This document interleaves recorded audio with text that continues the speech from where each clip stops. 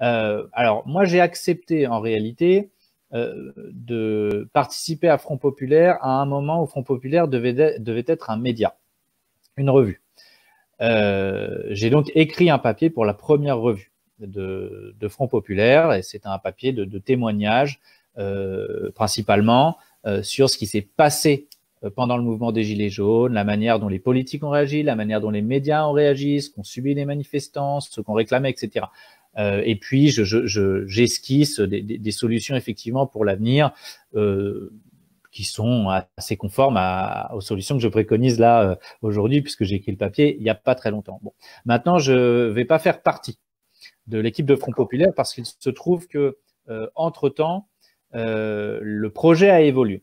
C'est-à-dire que d'un média, d'une revue qui garantissait l'indépendance de chacun des contributeurs, on est passé en fait à un mouvement politique. Bon, ça ne dit pas encore tout à fait son nom, mais oui, mais ça y ressemblait. Voilà, j'ai entendu Michel Onfray dire très clairement que le but était d'établir un programme et de désigner un candidat à la présidentielle pour 2022. Bon. Moi, dans ce cadre-là, je ne veux pas faire partie de l'équipe Front Populaire. J'ai contribué à la revue, mais je ne veux pas faire partie d'un mouvement politique parce que le fonctionnement ne me convient pas. Un fonctionnement qui me convient dans le cadre d'une revue où en gros le pouvoir est assez, enfin la prise de décision est assez verticale, ça ne me pose aucun problème.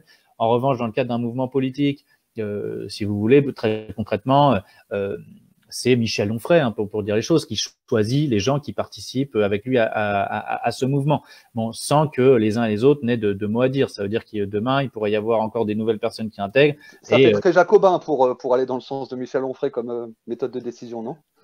Oui, bon, après… Girondin, on le sait qu'il est girondin, c'est pour ça que je me permets cette… Oui, tout à fait. Alors, bon, moi, je veux pas, je veux pas créer une polémique, je veux pas… Non, bien sûr. De juger. Et tu expliques pourquoi tu as voulu partir de ce projet, parce qu'il a évolué. Donc en tout cas, disons que je fais un pas de côté, simplement parce que la nature du projet a été modifiée et que je ne veux pas être solidaire et donc comptable de la parole, des propos qui seraient tenus par telle ou telle personnalité qui ferait partie de l'équipe Front Populaire, alors que je n'aurais pas eu mon mot à dire sur l'intégration de cette personne à l'équipe.